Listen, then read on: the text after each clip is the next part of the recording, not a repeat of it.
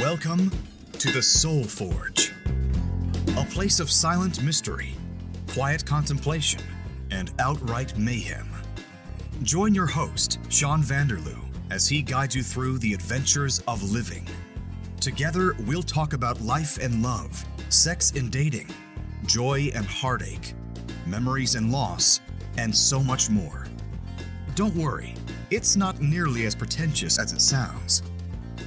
Get ready for life, the universe, and everything on the Soul Forge.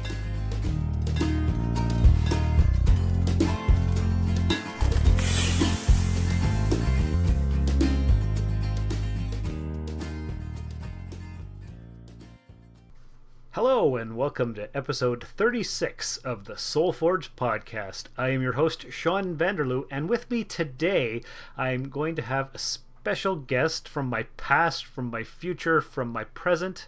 It's my brother Robin, who co-hosts the Space Jam podcast with his good buddy Wit. I was trying to think of a good conversation for episode 36, something a little bit lighter than my uncle being a hoarder or somebody dying or something like that. And I said, hey, brother, how would you like to be a guest on the next episode? And he's like, brother, you're my favorite. I would love to be a co-host or a guest on your show. Isn't that right, Robin? That is exactly the words I used. I'm not putting any words into your mouth at all. No, not at all. And no, you brought up what should the topic be, and I came up with, why don't we talk about traumatic childhood experiences? Because that's fun. Because that's fun, and I have a lot, so I figured I could share and maybe use this as maybe a little therapy session. Well, that's what the whole Soul Forge is about. It's about self-therapy for me. It's about sharing experiences that are uncomfortable with an audience that may be afraid to talk about these kinds of things themselves or have never heard other people talk about them. So it's all about sharing, because sharing is caring.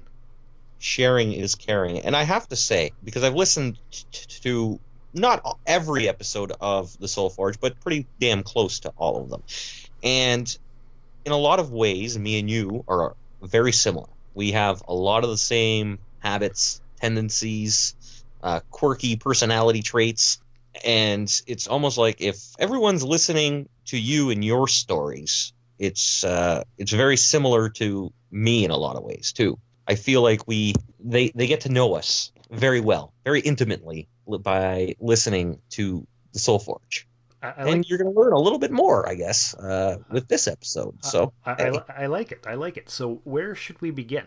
Well, the year was 1992, and no, I honestly I don't even remember what the year was. I don't know. Where do you want to begin? Well, let's start with the fact I was born in 1976. You were born in 1986. We share a mother, but we do not share a father. That's right.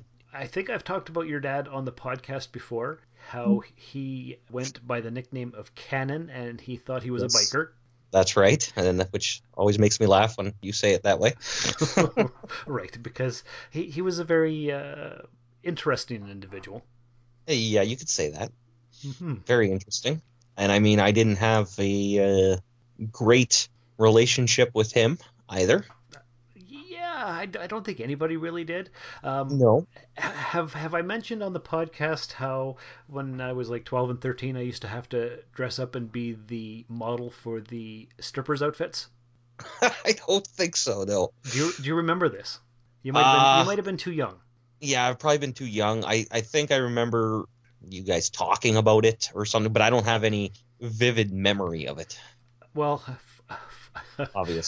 Obviously, but unfortunately for me, I have very vivid memories because I guess at that age I was the same size as, a stripping lady, an exotic dancer, whatever you want to call them, and he didn't have like a I don't know, like a mannequin or whatever, and so I would have to wear the leather and chain outfits because he needed to get the adjustments just right. And so I got to wear these things as he put the studs in and the chains and whatever else he did to them. And so that was horrifying. Well, that explains your broken psyche right there. Doesn't it? Yeah, no, well, I mean, it might have, something in part to do with it, you never know. Mm-hmm. I mean, one of the first memories that I remember, I was getting off the bus at lunchtime because I was in JK or SK or whatever the case was. So I only went to school for the morning and would then come home for the afternoon. And this particular day, Cannon was supposed to meet me at the bus stop and bring me home where we lived in Terry Fox Place. And I got off the bus and I stood there and he wasn't there. And our mom was, I believe she was off at school or she was working, but she wasn't able to get me off the bus. You were in school, obviously, as was our other brother, Curtis. And so I was, standing there, lost, confused, didn't have a key to the apartment, so I couldn't, bring myself there. And the bus driver had let you off and drove away? Yeah. Wow. Because, this was the early 90s, and we didn't care so much back then. Safety was not a concern.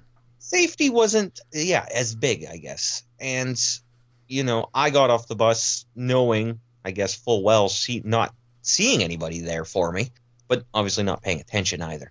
But the thing was, I got off the bus and I stood there, and I probably stood there maybe about 2 or 3 minutes, just kind of standing in circles and walking around in circles.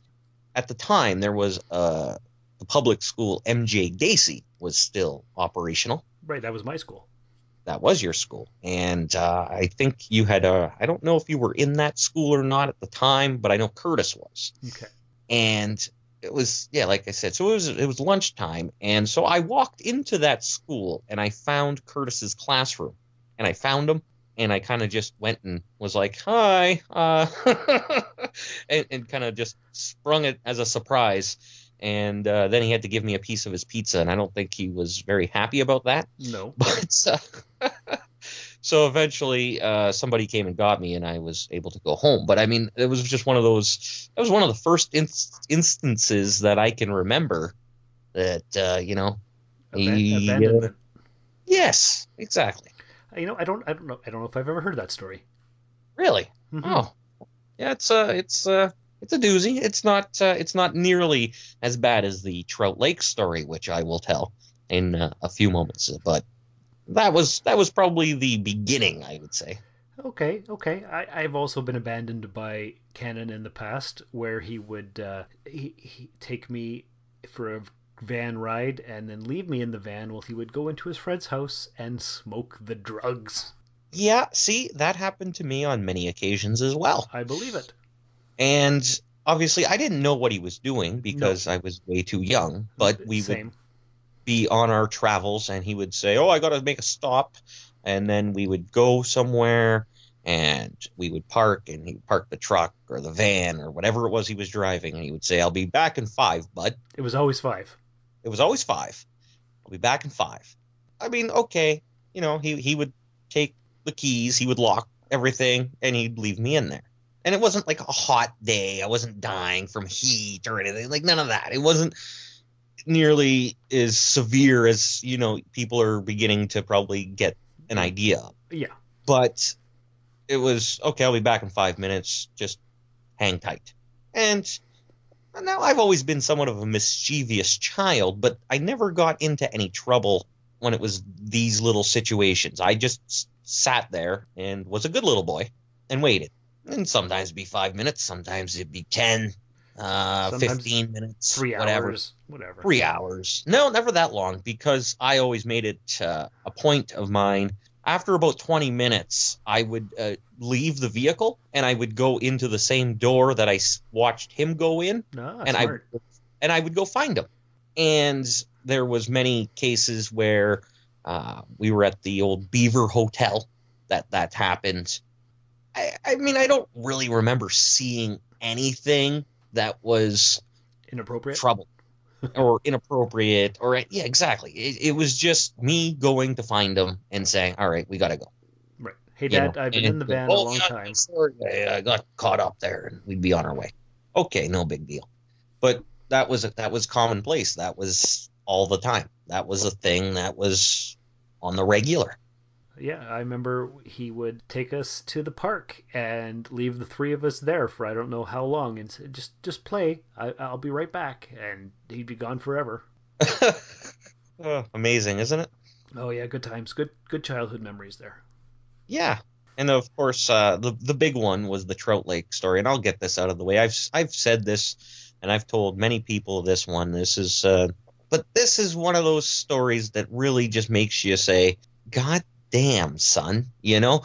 And it really goes to show, I guess, how much common sense I may have had, or some survivor instincts, because I was maybe 4 years old at the time, Mm-hmm. and maybe 5 at the most.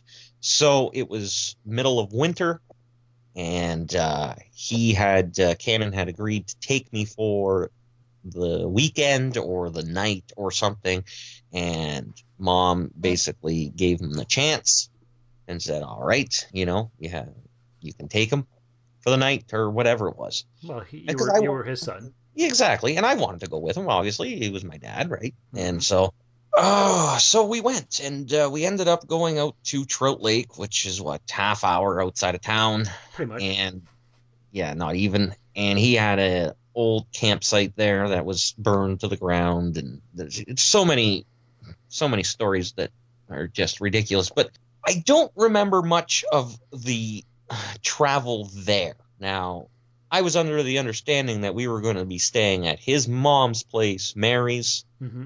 on Fourth Line. That's right. But somehow we ended up out at Trout Lake. And okay.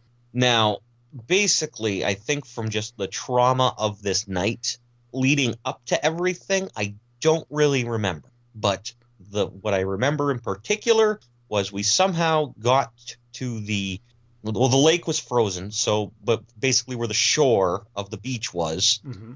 and I, in my very wet snowsuit, am sitting on a snow machine, and it's probably 8 o'clock, 9 o'clock at night. Could have been later. I don't know. I don't remember. And he had his dog, Bo, sitting there with me for protection. And he was gone. And he was gone. He said, "Oh yeah, you just sit right here. I'll be back in a little bit there, bud, and Bo will protect you. It'll be all good." And then I'm like, "Okay, whatever. This sucks. It's cold out. It's like wet, rainy, snow. Like it was miserable." So I'm sitting there, soaking wet, cold, freezing. The dog is sitting there, not really doing anything. He's in the bar, because they had a bar. Nice. And so he was in there getting hammered. What do you do? Well, I did what any 4-year-old that was frozen to death would do. Basically started just sitting there crying. So I walked inside the bar because I was like, okay, enough of this shit. I want to go home. So I remember walking into the bar, my glasses immediately fogging up and I can't see nothing, surrounded by all these older people. It was loud. Obviously, they had music playing. It was just and it was a really smoky scene too. Right, because you could smoke in the bar back then. Exactly. And so anyways, I'm walking around and all these people are looking at me like, what the frig is going on here? Who's this kid? And I'm like, has anyone seen my dad? And I'm freaking out. So I find him. I tell him, okay, like, hello, I want to go home. And he gets mad about that because he's having a good time. Never mind the fact that I'm frozen outside. Right. So we leave. He's cursing the entire time. We hop in his truck, and his buddy Roger was with us. And so we start trucking down Trout Lake Road towards the highway. And all I can remember is it's a bumpy ride. It's scary. It's dark. He's driving, going maybe it wasn't as fast as I thought, but it seemed really fast for the time. And he's swearing at me because this is my fault. Yeah, you know what I mean? Mm-hmm. Like, and I was like, I don't know what I did wrong. Like, hello. Meanwhile, his buddy Roger is climbing out of the side window of the truck and climbing into the back cab of the truck. He's grabbing a case of beer and he's bringing it back in through the window. Well, that's a good idea. Yeah.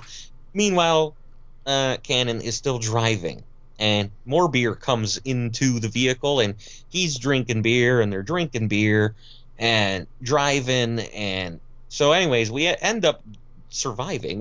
There was no crash, thank God. Mm-hmm. It could have been all over before it even got started.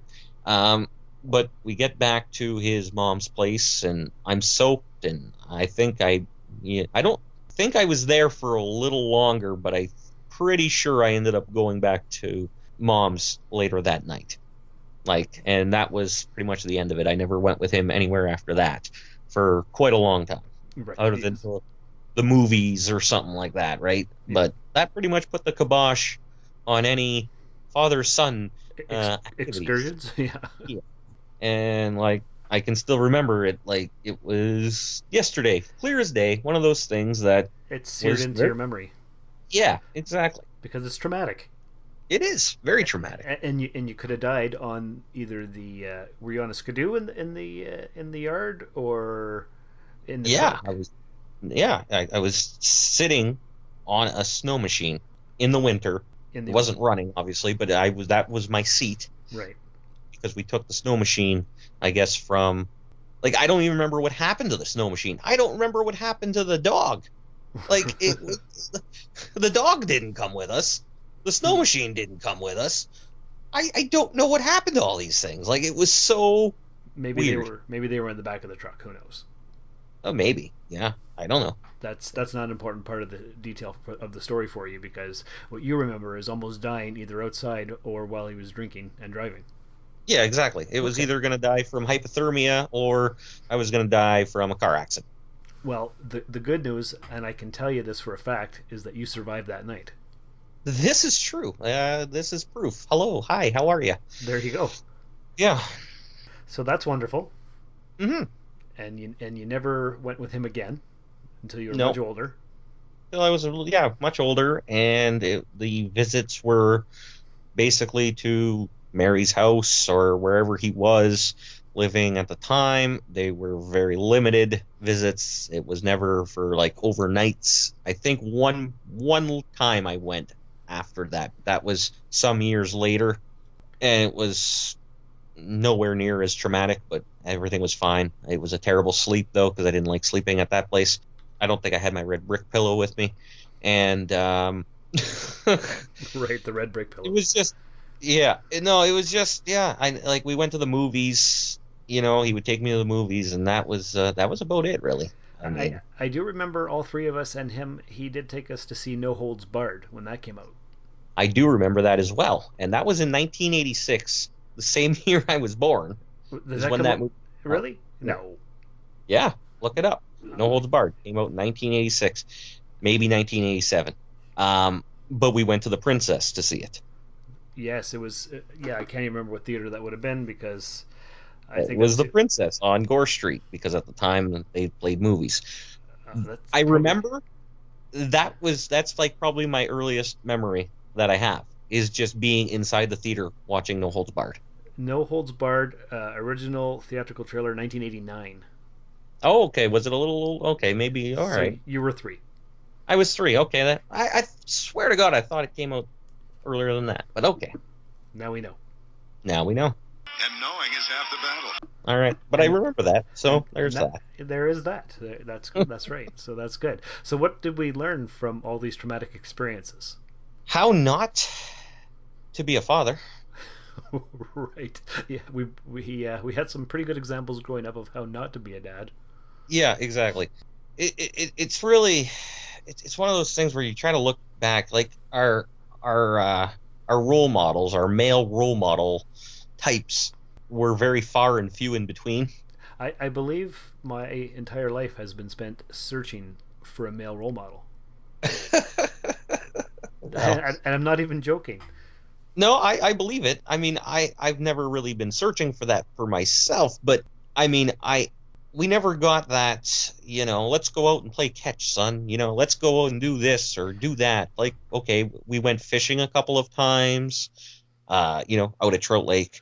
Right. We went swimming, we went boating, Hmm. but it wasn't very much at all. It Well, wasn't. he used to force me and Curtis to play catch with the football with him. Okay. Well, he would force you to play, and I enjoyed throwing the football. So, I mean, Yeah, see, that's the difference. If he would have asked us instead of ordering us to do things, it might have been different. yeah. But I can trace my hatred of sports right back to your father. So there we go. Well, there it is. Look at that. I can remember sitting down and watching many football games with him, and that's probably where my love of football came from. See, that's where my hatred of football comes from because I would be watching the show. He would come home and his presence would occupy the entire space, and he would take the remote from me, and didn't matter what I was watching, on would go the football. Well, it was probably Star Trek. Let's not lie here. It might have been. It might have been something else. It doesn't matter what it was. He would just take over. Yeah, I can understand that. I mean, I never got that, obviously, but I would get, oh, we're gonna watch the football game here, and we'll make some chips and have some dip and whatever, and I'd be like, okay, chips and dip, cool. So that was like a thing, right? Hmm. Obviously, my love of professional wrestling also came from him because he was into wrestling, watched wrestling, whatever, Yeah. and had a brief stint as a manager named the Cannon, I think. Yeah. Yes, that's quite true. Yes. So, I mean, all of those little things came from him. And then, he got me all those rubber wrestlers and, all that stuff. And, well, I don't know if it was him and mom that got, I don't know. I don't remember. I just remember I had them. And then I remember, for some reason, our mom decided wrestling was no good for me and packed up all my wrestling stuff and Right. basically banned any wrestling watching in the house. And that went for quite a few years. And then I would catch like the random Saturday morning show. And then, a little bit middle 90s, I got into it again. Hmm. And then, well, obviously, I've been on that path ever since. But yeah, all those things can be traced back to my father. And this is one of those silliest things. Is he would teach me how to do what was called the fancy kick. Oh, I don't know this. Oh, you don't know this one? No. I remember he would make me practice for the longest time, and he would show me the example, and he would say, this is the fancy kick, he would say. And it was literally a roundhouse kick. Ah, okay. It was a roundhouse kick, but he gave it the name the fancy kick. That sounds like something he would say. Yeah, and I mean, I don't know why it was called the fancy kick, but it stuck with me for a while. Actually, you know And so what? I would practice doing my roundhouse kicks. Right. And I thought it was a pretty sweet move. Not Mhm. gonna lie. I'm gonna hit you with the fancy kick, bud. That sounds like something Mom would have christened it as. Yeah, maybe. 'Cause that's how Mom talked. Yes.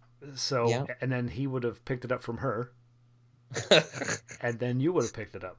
Yeah, and I don't even know why he picked it up. It wasn't like he was into karate or, martial arts or anything. He was, He was a 300-pound jobless tattooed loser. If we're going to be honest here. yeah, if we're going to be honest, absolutely.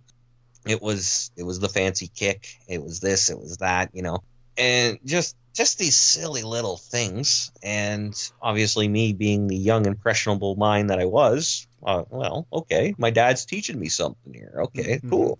I remember, and this is another, and we could throw this into the traumatic childhood experiences too, with Canon as well. I mean, there's a lot here, and there is. This could be a series of episodes. It really could.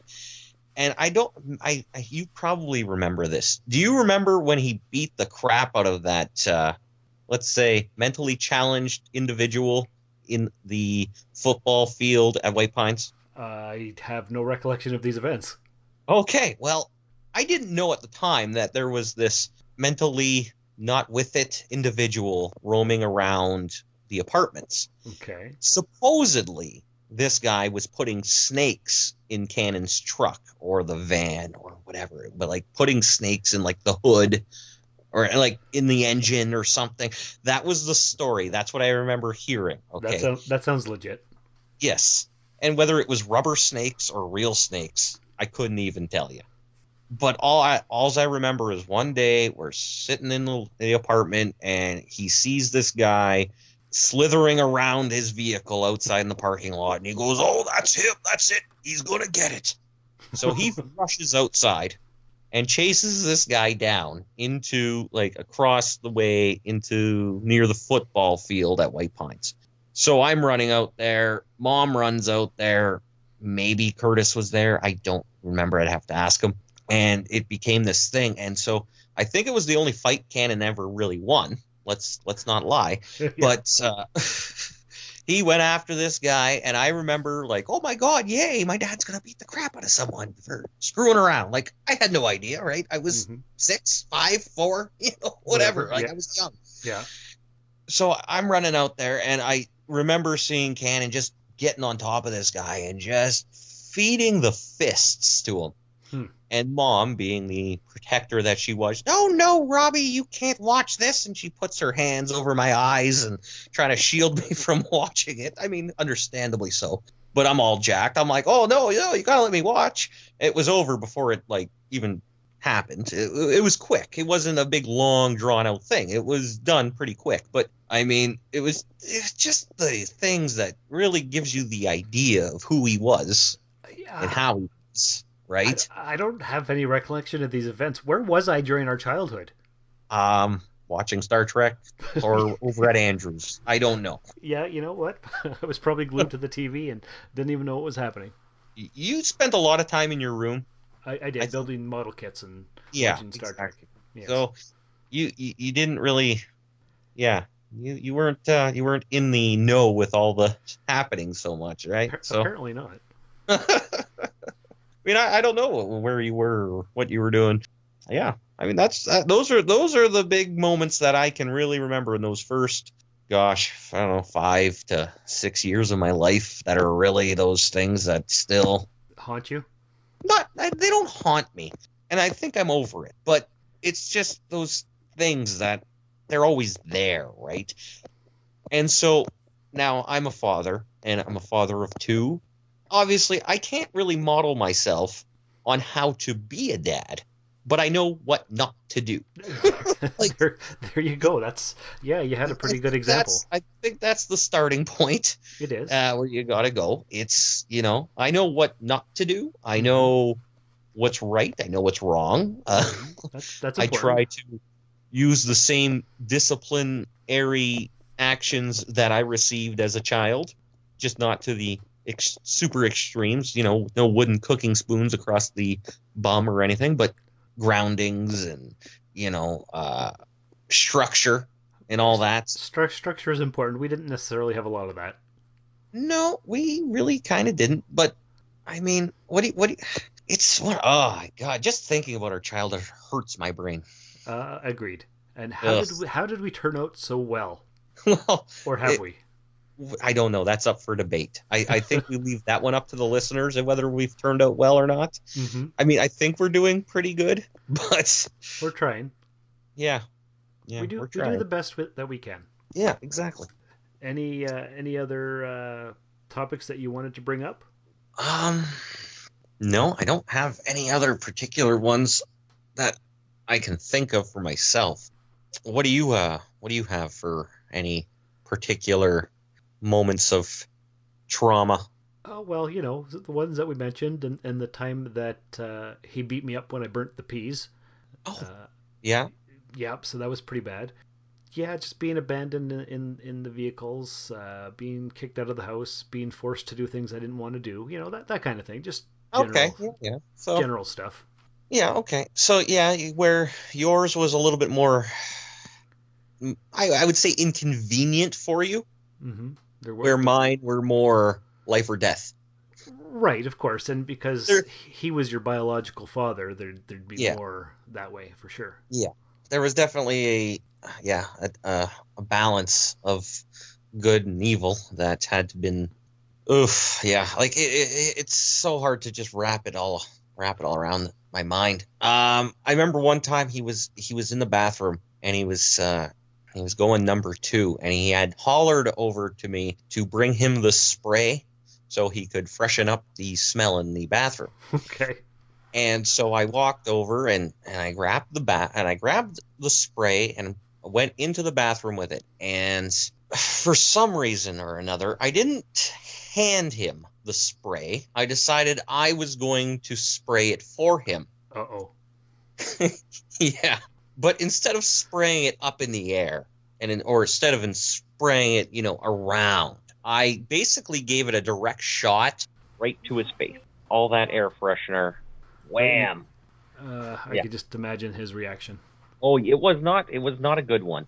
I quickly ran away. Good move. Good move. Ran out of the bathroom, down the hallway, all the way to the door to the apartment. There was a closet beside it, if you remember. Mm-hmm. And I opened that closet and threw myself in there and sat down and basically started rocking back and forth, knowing I was about to die. Right. And all as I remember hearing him say was, "Harley, get your arse over here." Because my middle name being Harley, that's all he called me I was Harley. That's right. Yeah. So he said, he hollered for that, and then I, in a stuttery, teary-eyed voice, "But I don't want to get my arse over there." Nice. Oh boy. Yeah. Good times. Oh, absolutely. All right, and I think this is where we will leave it. We could go on, and maybe we'll have another round of conversations where we do talk about more traumatic childhood memories, or maybe we'll talk about some positive ones for a change. I don't really have any positive ones. So this is the part of the show where we tell listeners where they can get a hold of us and all of that good stuff. Oh, thank you. That's right. Yes. Well, I do indeed co-host the Space Jam podcast. A new episode comes out every Sunday. You can find us on Twitter at the Space Jam podcast. You can find me on Twitter at Robin Wild, or follow me on Instagram at DC Wild. Very good. And of course, all my contact information can be found at the end credits after I wrap up the episode. So once again, listeners, thanks for coming by the Soul Forge. Thanks for listening. Thanks for downloading. Thanks for telling all your friends about the links. And remember, you will never reach your destination if you stop and throw stones at every dog that barks. This has been another episode of the Soul Forge Podcast. Contact the show by emailing soulforgepodcast@gmail.com or by tweeting soulforgepod on Twitter. Visit us at soulforgepodcast.com, and remember, the best way to show your support is by leaving a 5-star review in the iTunes Store. And, if you would, please check us out and like us on Facebook. The Soul Forge Podcast was written, produced, scored, edited, engineered, and directed by Sean Vanderloo. Find me on Twitter and Instagram at Darth Vaderloo. For more great content, you can listen to my other podcast, The Rusted Robot. Thanks for stopping by the Forge. We'll keep the fires lit until your next visit. I could do this all day. This has been a Valley of Vanderloo podcast production, all rights reserved. This transmission ends now.